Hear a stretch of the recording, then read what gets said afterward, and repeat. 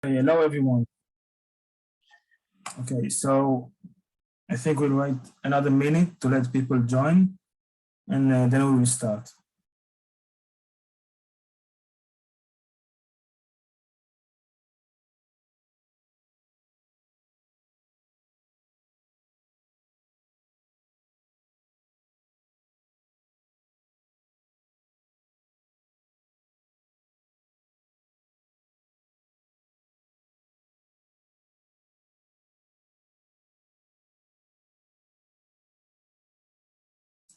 Okay, I think we will start.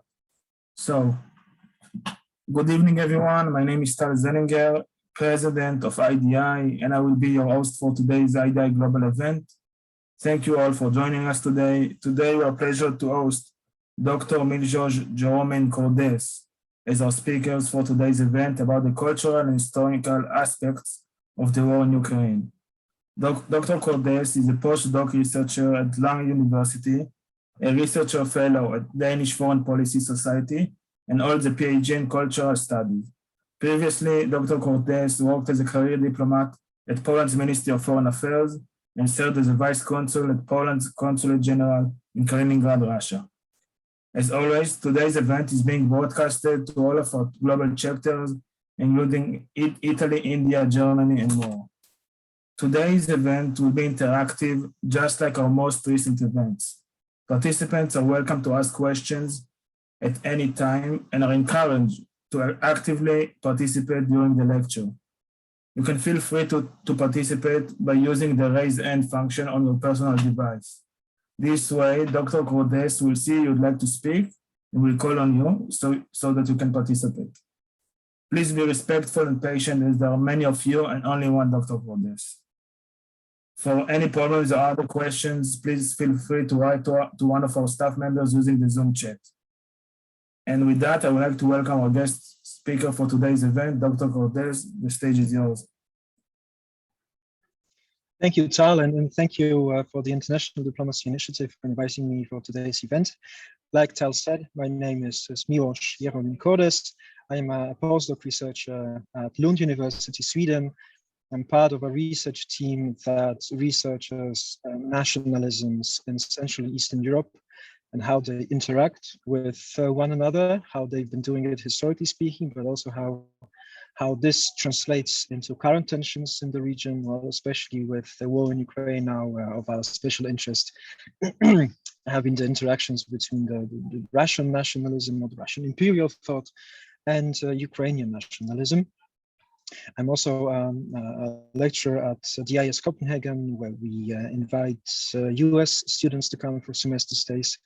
And I would like to particularly welcome all people from Israel. I'm very happy to be able to talk to you, also because my last name is actually a name of Jews from Spain, so Sephardic Jews. They migrated to Germany, and then one of those people came to Denmark and turned out to be the father of my wife. And this is how I took this name, and this is how I became one of the bearers of this Jewish Sephardic Jewish name. Today's presentation I think is very up to date in the sense that the war in Ukraine is ongoing. It's been ongoing for, well, almost 3 months. Usually in the media, we would hear a lot of talking about military, about diplomatic efforts to end this conflict, about sanctions imposed on Russia by the Western countries, also of counter-sanctions. We'll talk about different military aspects of this confrontation, whether it should end soon, whether Russia will find the resources to continue the invasion, whether Ukraine will find resources to continue defending from the invasion. But the grounds of this conflict are very much deep, and they stretch back to even early Middle Ages, and they're also related to not only to the creation of nationalisms in Central and Eastern Europe in the 19th and 20th centuries, but also to the evolution of the official Russian narrative on history. And this is one of the main aspects I'd like to focus my attention on today. As we know, this topic is extremely broad. There are many myths, there are many notions, there are many accusations that have been used, especially recently because of the Russian invasion on Ukraine. And I only decided to choose some of them. It doesn't mean that I need to limit my presentation to them. And these are the notions that I wanted to talk about. Somehow they will be put in chronological order, sometimes they will be put in thematic order, which means that I'll have to jump a bit in the history across the centuries to explain certain phenomena. And just like Tal said, if you have any questions during my presentation, please don't be afraid of asking them, of raising a hand. I will try to see it. It's difficult to see everything when I try to look at the presentation and look at you. But I think that those who will want to raise your hand will, I mean, the avatars or the screen will pop up, so I'll be able to see it. And if not, please just try to unmute and try to tell me that you have a question. So without further ado, the first thing I wanted to talk about is the question of Rus or Russia. We'll very often hear that when people refer even to Middle Ages or the medieval period, they will talk about Russia. We also see it in certain people referring to Belarus as to Bielorussia or Belorussia. Then the way they would describe the nation would be Belarusian with double S, which indicates that this is a subgroup of the Russian nation. Some people would, for instance, say White Russia. This would also be envisaged in certain languages. It used to be like this in Danish up until last year. It would be Hvidt-Rusland, so White Russia. It's the same in German, Weißrussland. And it all is related to Ukraine, and it's all related to the notion of ancient or medieval Rus. If you look at the map, this is a map of principalities in early medieval Eastern Europe. They would all be principalities created by Eastern Slavic tribes that migrated to these lands in very early Middle Ages, right after the fall of Rome, at different pace, different periods of time. But they all created principalities, feudal principalities, and two of them were the dominating ones. The one in the north is the big light brown one with the capital city or the main center in Novgorod. Today is Veliki Novgorod, so Novgorod the Great. And this principality was crucial because it was a merchant republic with very strong proto-democratic institutions like the gathering of all citizens, the Wiecie. They would have very strong ties with the Hanseatic League. They'll be involved in some fightings between the Teutonic Order and other crusaders coming to the Eastern Baltic shores, Danes, Swedes, Germans, we would say today. But that was the main center of power in medieval Rus in the north. In the south, on the other hand, there was the Principality of Kyiv, which was crucial not only because of political aspects, but also because of cultural and religious aspects. Kyiv was the senior principality in Russia, so it has the seniority over all other principalities in Rus, in this region. At the same time, the rulers of Kiev were the first ones to accept Christianity. That happened in the year 988. The first ruler of Kiev who believed to accept Christianity was Volodymyr, so Vladimir in Russian. And the important thing about this is that the version of Christianity or the rite of Christianity that was accepted by the Kievan ruler was the Byzantine, today we say the Orthodox Christianity. On this Slovak banknote, you have the so-called apostles of the Slavs, Saint Cyril and Saint Methodius. I'm mentioning it mostly because, let's now back to the map. If you look at the map, on this map, there is no Moscow. Moscow back then didn't even exist.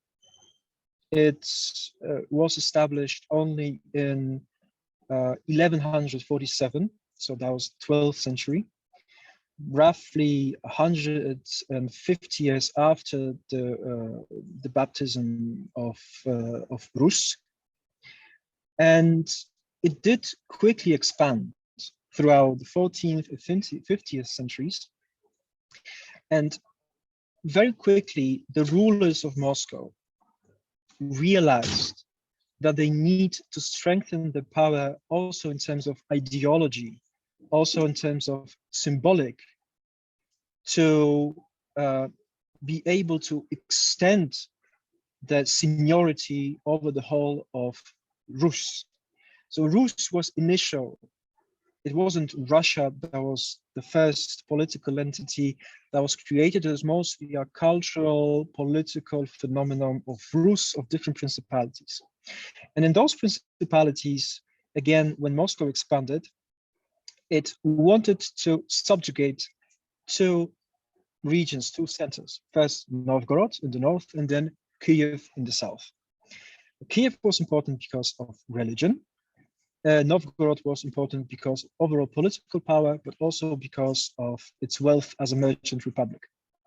And you probably know that when we're talking about the 15th century right now, that was a time of big changes in Europe. In mid-15th century, Constantinople fell to the Seljuk Turks. And that was the end of the Eastern Roman Empire. And many Orthodox people, not only Orthodox people, also people across Europe, treated it as a sign of God's rage. That was a sign of the world coming to an end. And that was the sign of God being angry with people because they were not real Christians. They went away from the principles of Christianity, and this had to be corrected. Now, this idea, the logic behind this idea was that there was the first Rome, which was conquered by barbarians, because again, the rules or principles of Christianity were not followed by the Romans. Then there was the second Rome, Constantinople, which was even worse, conquered by people of other monotheistic religion. But then there will be also the third Rome, and that will be Moscow, and there will be no other Rome after it. This idea, initially purely religious idea, was taken up by the rulers of Moscow. It was extended onto politics. They proclaimed themselves to be the only rulers of Rus, and then they would also proclaim themselves to be the defenders of Christianity worldwide, but especially the Orthodoxy.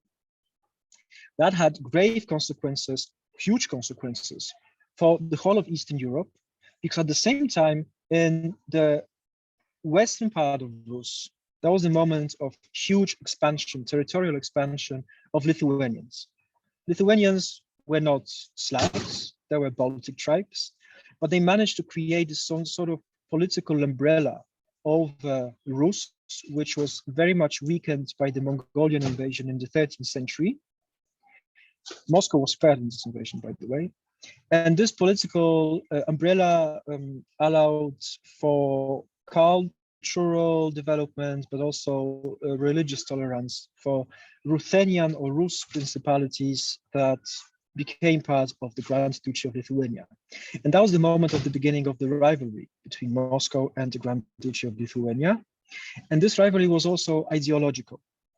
Like I said, Moscow wanted to capture Novgorod and Kyiv. It managed to capture Novgorod in 1478, but it still retained some of its proto-democratic institutions.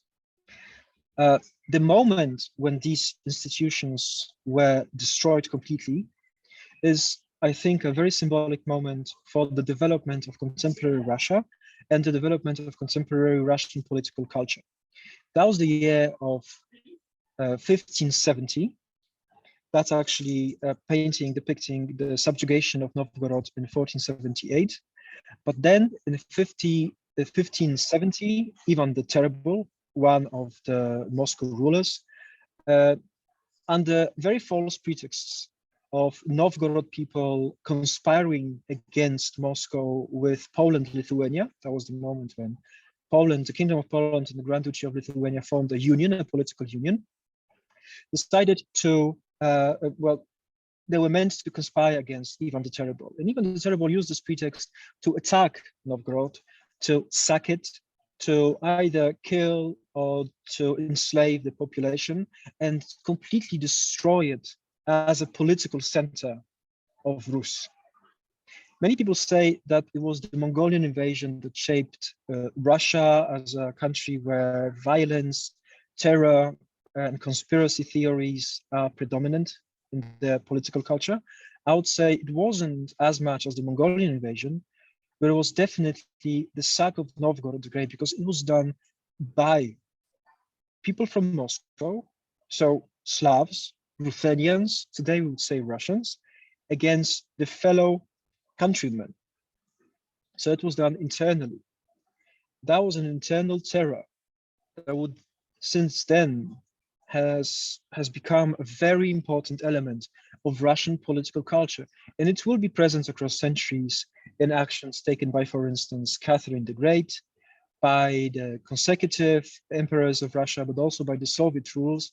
And we can still see it in Russian political thinking these days, especially when you talk about Ukraine.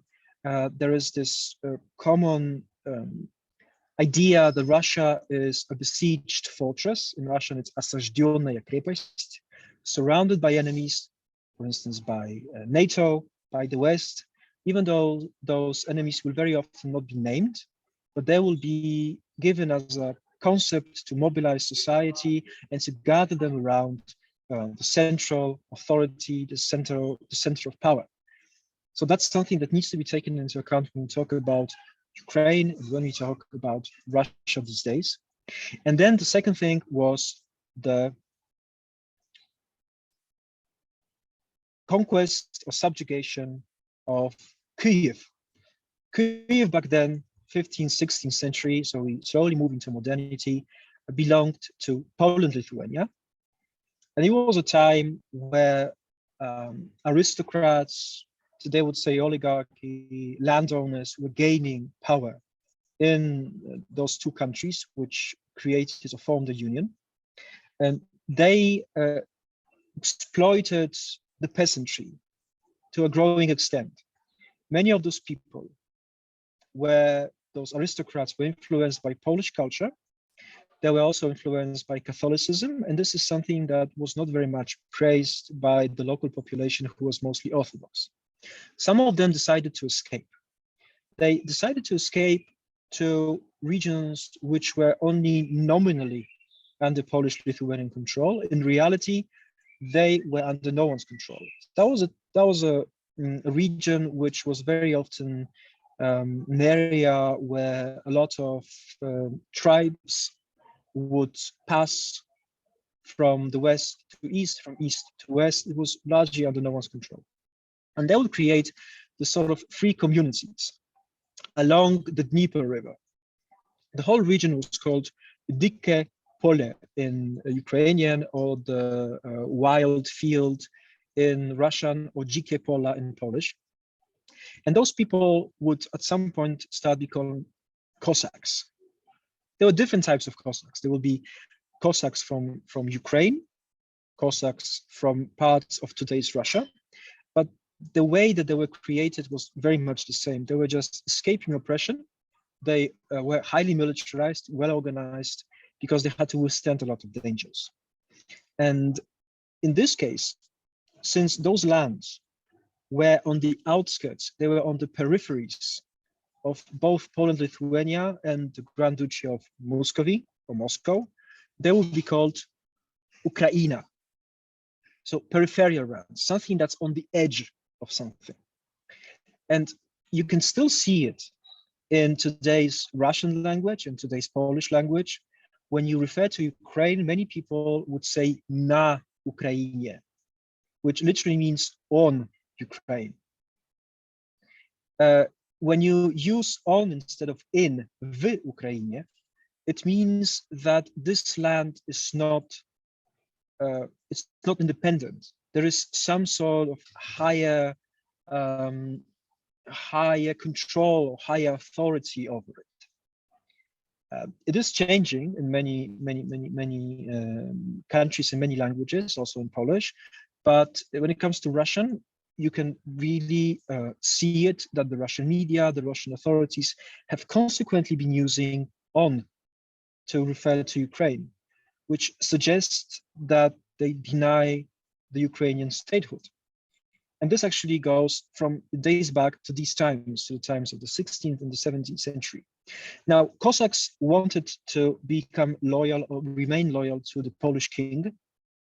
And they said, listen, we can protect those lands from aggression, from Tatars being in Crimea, from all those tribes that would come and invade, but you need to give us money. The Polish-Lithuanian king didn't do it, also because all those aristocrats and landowners would oppose it. They wanted to enslave those people back. And this is why at some point, Cossacks were forced to do something about it, to either try to create some sort of independent political entity or to seek help elsewhere.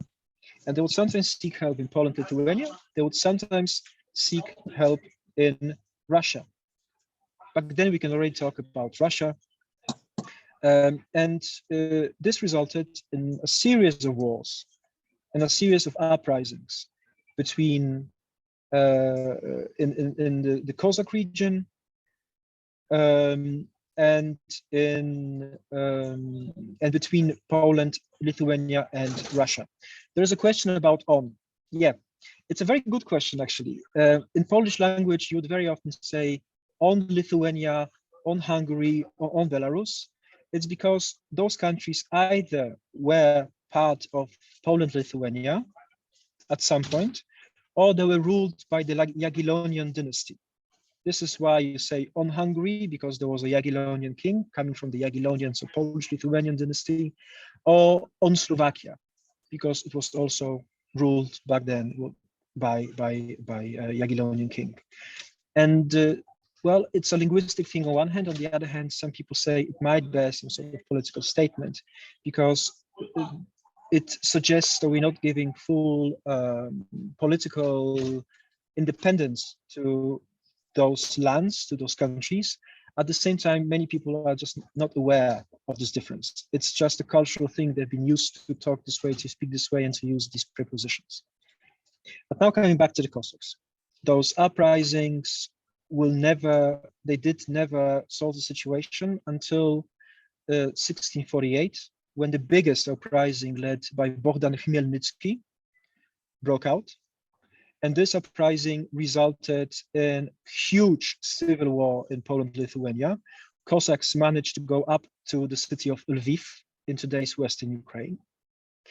And still, there was a stalemate between the Cossack forces and the Polish-Lithuanian royal forces, which made Khmelnytsky and his supporters to turn their eyes to Russia. And they pledged allegiance to the Russian Tsar in the city of Pereyaslav in 1654. That's the so-called Council of Pereyaslav. Some people refer to it as to the Union of Pereyaslav. That created division between the east riverbank or the left riverbank of the Dnieper River, which would become Russian, and the west or the right side of the Dnieper River, which would become Polish-Lithuania. Up until late 18th century, where all of Ukraine was partitioned between Russia and between Austria, later Austria-Hungary. So this is an important element of Ukrainian national identity.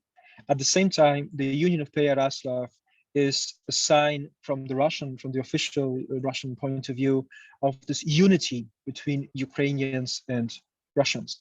And from the Ukrainian point of view, or from the Cossack point of view, that was just a necessity. It was a move to gain something, but it wasn't a move to be completely incorporated by Russia. That would make no sense. the Cossacks were fighting to gain some autonomy and for these autonomous rights to be in a way respected by one of the two of those political entities. So they're not fighting to become part of Russia.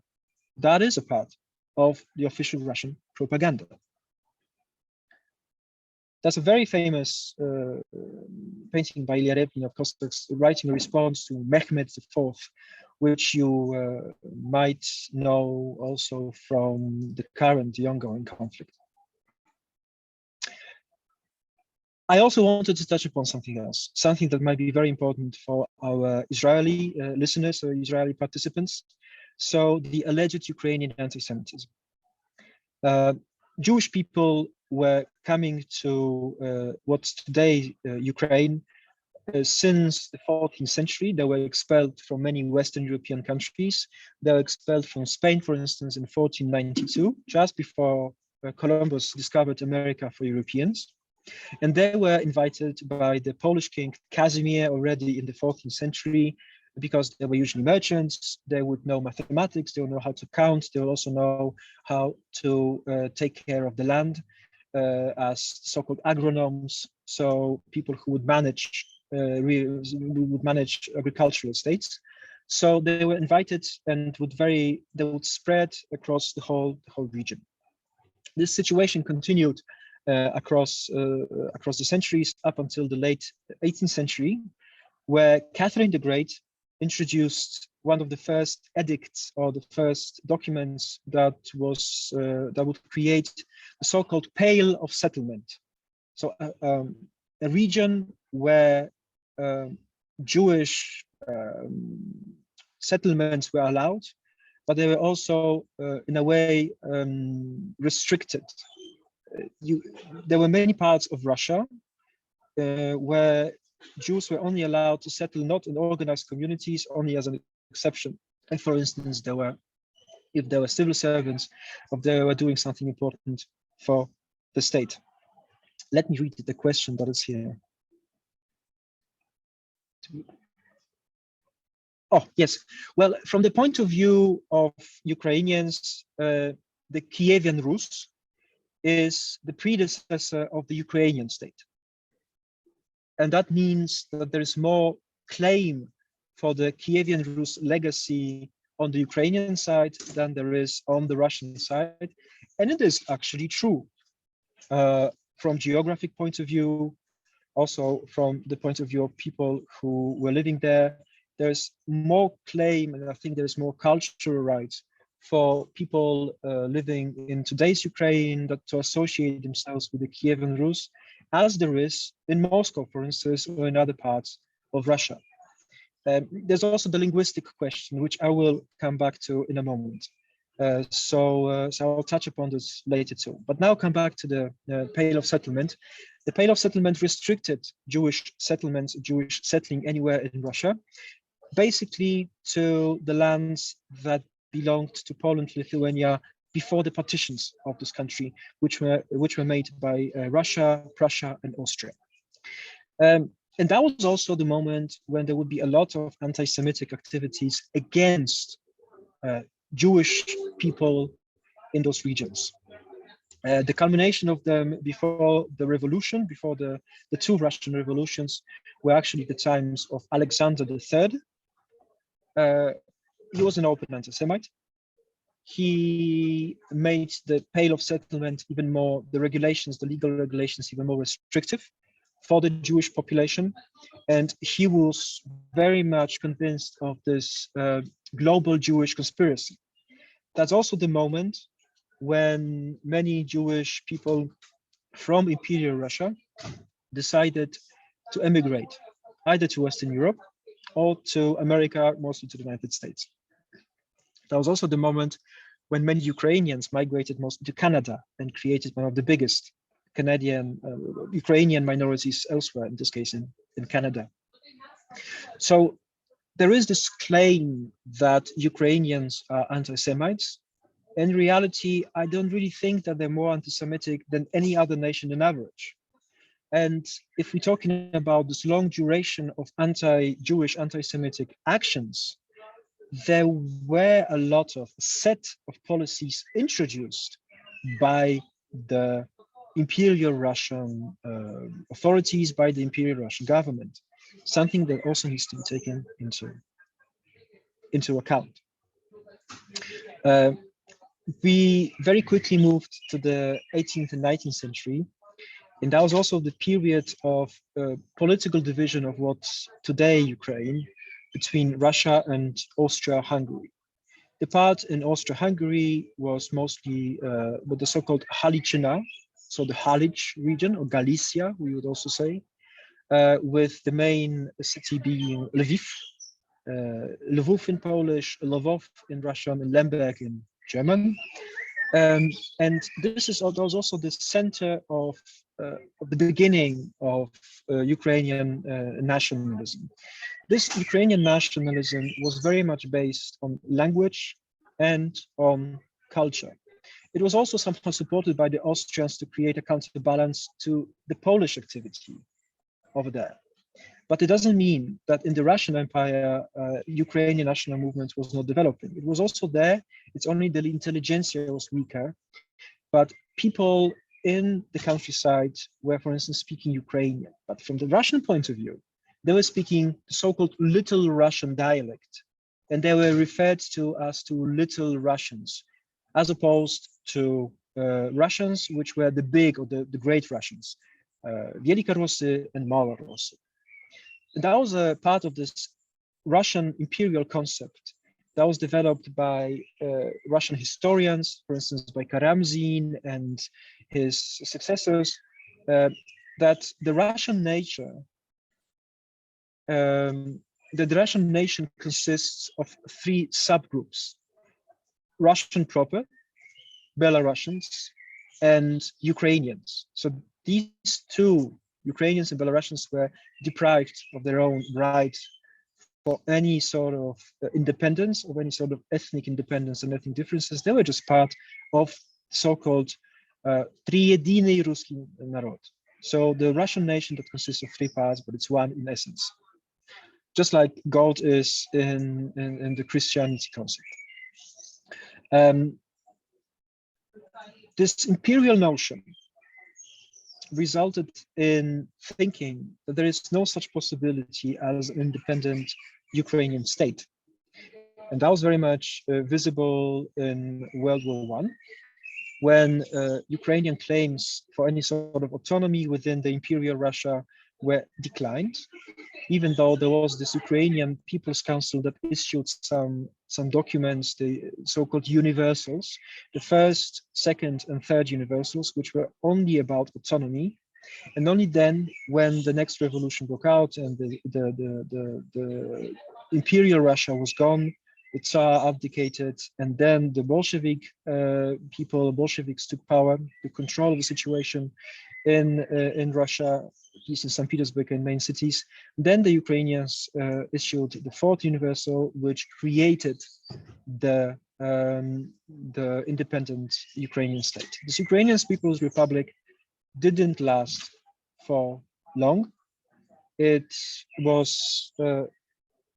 it ceased to exist mostly because of the developments during World War I, but also because of the Polish-Bolshevik conflict, which started somewhere in 1919 and lasted until 1921.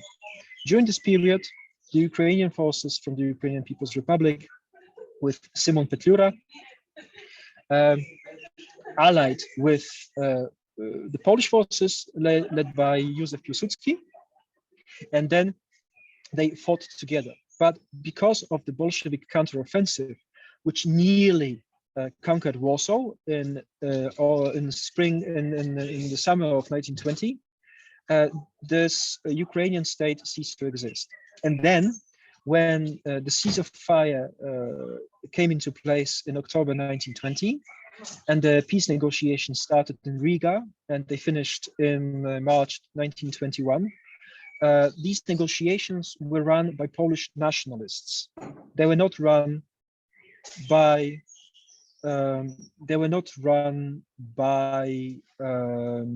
those who fought the war. And those nationalists wanted to create a mono-ethnic Poland. This is why they didn't want to fight for independent Ukraine, and they ceded some of the territories to the Soviet Union. And that was the division between the Ukrainian Socialist Soviet Republic and, on the other hand, parts of Ukraine that belonged to Poland. And this brings me to the interwar period. That's actually the Ukrainian People's Republic Council, with Simon Petliura sitting in the center, in the first row. And that's the division. You can have a look at it. The Treaty of Riga with independent Poland, the Second Polish Commonwealth, and its eastern land, Volhynia and Galicia, is lands that are now in Ukraine. And then there's also the Soviet Ukraine over there. The next thing I wanted to talk about is the industrialization, collectivization, the Soviet Union, the Great Famine. You probably all know the essay written by President Putin in July 2021, basically repeating everything related to Ukraine not even being a separate entity, and Ukrainians not being a separate nation. And also saying that industrialization and collectivization and the policies pursued by the Soviet Union in the 20s and in the 30s actually empowered Ukrainians. Now, this is something extremely controversial, and I'll try to address it. And now I'll actually talk about Crimea in a moment. So I will respond to Nicholas's question in a while. Now, the Soviet authorities, when the civil war and the war with Poland ended in 1921, 1922, decided to pursue the so-called Karenizacja policy. Karenizacja means rooting policy. That's a policy that was meant to empower ethnic minority elites in the respective republics of the Soviet Russia and then the Soviet Union. And in reality, it was done only to cement the Bolshevik power. But these days, it will be presented as an opportunity for all those national minorities to have the say, to increase the leverage, and to have a chance for national development. This policy stopped or started sort of slowing down in late 1920s, when Stalin took full control of the situation in the Soviet Union. And he wanted to introduce key concepts, build socialism in one country by the means of collectivization of land, so getting rid of individual peasantry and industrializing the country. And back then, Soviet Union, Russia also was a highly rural country with only 10% of the population living in the cities, whereas 90% of the population lived in the countryside. This massive collectivization also led to eradication of individual peasantry in Ukrainian Socialist Republic, and in this case had some traits of a genocide.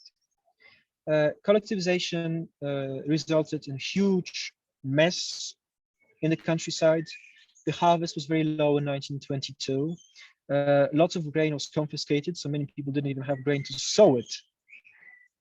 So this resulted together with the confiscations, together with overall terror introduced by the security forces, the Soviet security forces, this resulted in a high death toll in many regions of the Soviet Union, but particularly Ukraine and particularly Kazakhstan. And if you look at the map over here, this is the percentage of people who died between 1929, which were the first signs of this famine, up to 1932, which was the culmination of the Great Famine, Holodomor in Ukrainian. And you can see that those regions in today's central and eastern Ukraine fell victim to this policy most. Those that are marked white in the West were not affected by the Great Famine because they belonged to the Polish Republic. They also affected, as you can see, parts of Russia, today's Kuban. They affected, like I said, Kazakhstan. Approximately 25% of native Kazakhstan population died because of Great Famine. That's a huge trauma for Ukrainians. And if you look at neighboring Russian and Belarusian lands in the north, you'll see that there was no such a death toll or high death rate in those regions, which might indicate that those policies pursued by the Soviet authorities and by Stalin had something to do with they were ethnic driven. So they might be referred to as genocide. And I think so far 16 countries in the world admitted that was genocide. And that was also the price for industrialization. Many people were forced to move to the cities because they had nothing to eat. So they had to go to the cities. So when Putin says that Ukraine owes a lot of its industry to the Soviet Union, the Soviet policies, I must say that was a fairly dear price to pay. That was forced industrialization. That wasn't something that people did because they wanted to, and they paid a very substantial price for it. The estimate death rate in the Great Famine was, according to Timothy Snyder, 3.3 million. Some people go up to 5 million. This, like I said, also affected Kazakhstan and Moldova, also because Moldova was part of Ukraine as autonomous Soviet Republic back then. Then the question that was just asked is the question of Crimea. Crimea was up to late 18th century a semi-independent state run by the Tatars. It was the Crimean Khaganate. At some point it became Turkish fiefdom, so it was a vassal state of Turkey. And then it was conquered by Catherine the Great. Like I said, it was transferred to the Ukrainian Soviet Republic at some point by Nikita Khrushchev in 1954 to commemorate the Council of Pereyaslav, which I mentioned. But saying it was Russian is a very far-reaching thing because it was a multi-ethnic, multicultural region which was inhabited by Tatars, Greeks, Armenians, Jewish people too. Tatars were forcibly expelled in 1944 by Stalin, allegedly because they were collaborating with the Nazi Germany. They only were allowed to come back in 1980s and later. And when it comes to Crimea itself, we need to remember the legal aspect of what happened in 1954. That was a legal decision taken by the Soviet leadership to cede Crimea to the Ukrainian Socialist Soviet Republic. So when Ukraine gained independence in 1991, it was gained within the borders of the Ukrainian Soviet Socialist Republic. So Crimea was legally Ukrainian. And we also need to remember that the first 3 countries that acknowledged, recognized Ukrainian independence were Canada, Poland, and Russia. Just a few hours, 8 hours after Canada and Poland did so, Russia did so too. And that's also the results of the December 1st, 1991 referendum. Crimea, although to a low extent, still voted for Ukrainian independence, just like the east of Ukraine. So that's very, very important to remember. And the last question I wanted to address in my presentation today is the Russian language and the Ukrainian national identity. Now, we all know that in Ukraine, there will be Ukrainian speakers, there will also be Russian speakers, and there will also be bilingual people from birth, by definition. Russian propaganda keeps saying that the Russian-speaking part of the Ukrainian population has always been persecuted, has always been oppressed, and that they have become second-grade or second-level citizens. The thing with the language question is that, especially the situation after 2014, and especially the situation right now, tells us that one can be a Ukrainian national and feel that he or she is Ukrainian while being a Russian speaker. There is a close proximity between those languages. Approximately 38% of Ukrainian language vocabulary is different from Russian. It's mostly Polish or similar to Polish, but these languages are similar. But everybody in Ukraine is allowed to speak Russian.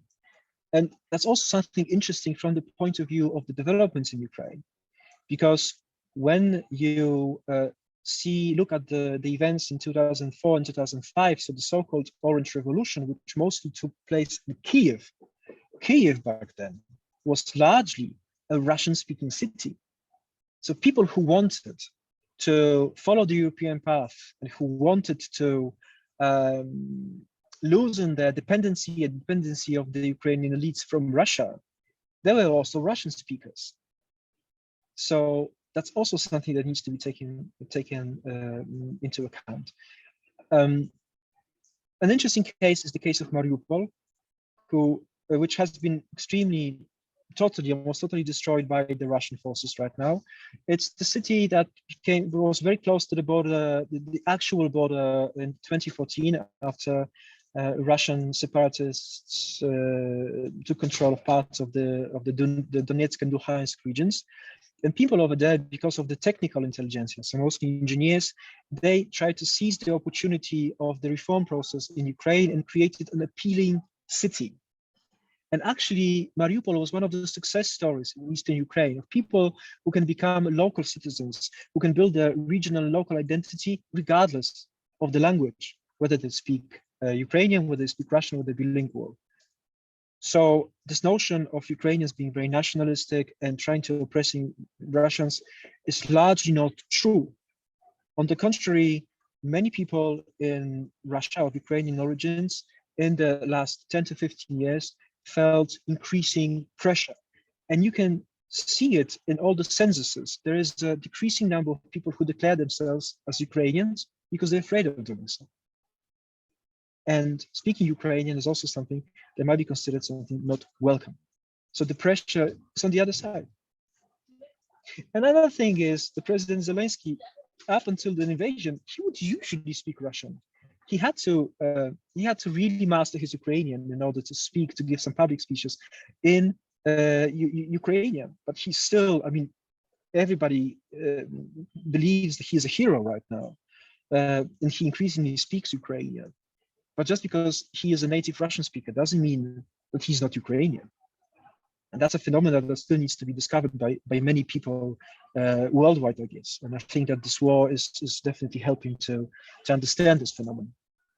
That's everything I wanted to say on my side from all the notions that I raised this presentation. I wanted to raise. I'm very happy to listen to your questions right now. I can also give you my email address, which you should now see. If you have any questions or comments, you can always drop me a line, and I'll be very happy to address them. Thank you.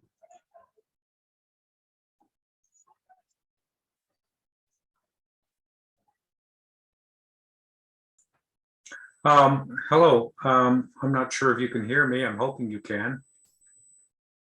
You're nodding, therefore I assume that's yes. Can I ask a question? I had the, I guess the good fortune of being a Canadian, I'm a Canadian, of being an election observer during the Orange Revolution.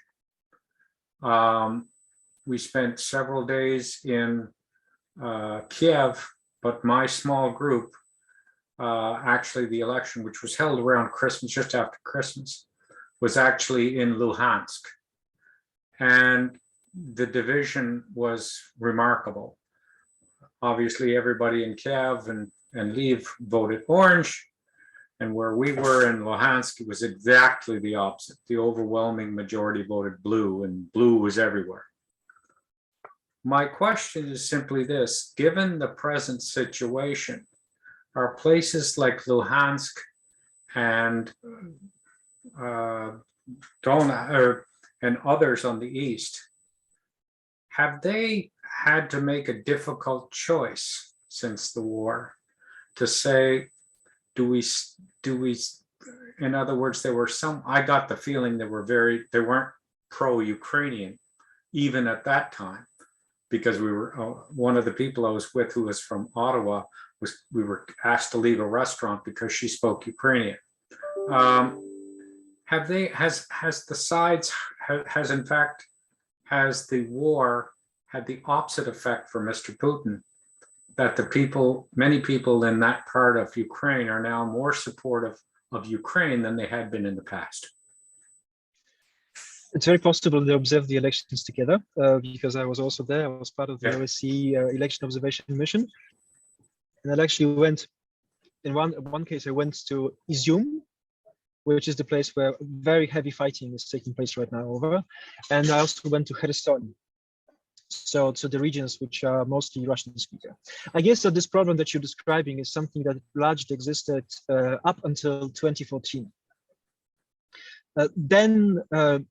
Because those people were heavily influenced by the Russian media, they would very often watch the Russian TV, they would often listen to Russian radio or read Russian newspapers. And all these notions, the official Russian state narratives, they were present there.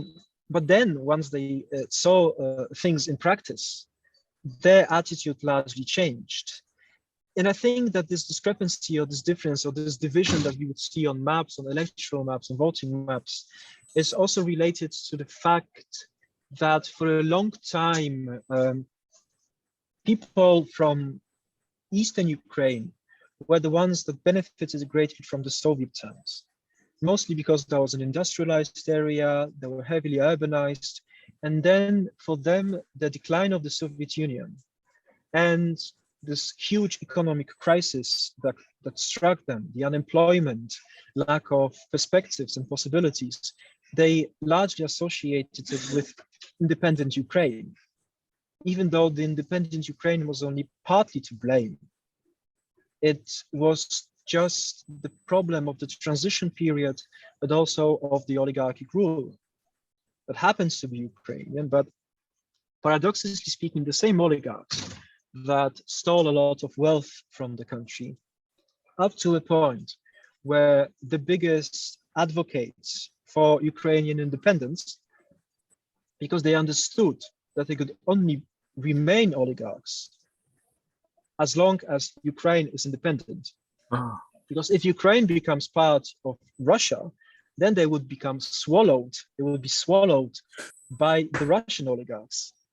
So that's also something that needs to be taken into account. And this Russian rhetoric was very much present back then, but once it was so in practice, once this machine of oppression was set into motion, starting from 2014, I do think that many people, even if they had doubts about whether they are Russian or they are Ukrainian, they saw it and they could answer this question starting from February 24th, 2022. Okay, thank you. Oh, yes, that's something that I actually wanted to touch upon. And it's also related to what Martin asked me about. Those lands, Central and Eastern Ukraine, they were only permanently inhabited starting from late 18th century. Back then, like I said, there was the so-called wild field, which would be very often attacked by different tribes, by the Tatars. So there will be no permanent settlements or no big permanent settlements. And only when Russia took control of these lands, it also discovered a lot of coal and other minerals over there. It started heavily industrializing them and also urbanizing them. So for many people, Russian culture in the east and south of Ukraine was the only high culture present. And then they associated the Russian state with the cultural identity. And again, Ukraine is a very, very young state. It was deprived of statehood for a long time, with this brief period between 1917 and 1921, very ephemeral, very temporary. So there was no real national identity for them in the Western European or Western the political sense of the word, because they didn't have any experience related to it. That's something that we're still observing. And paradoxically, even though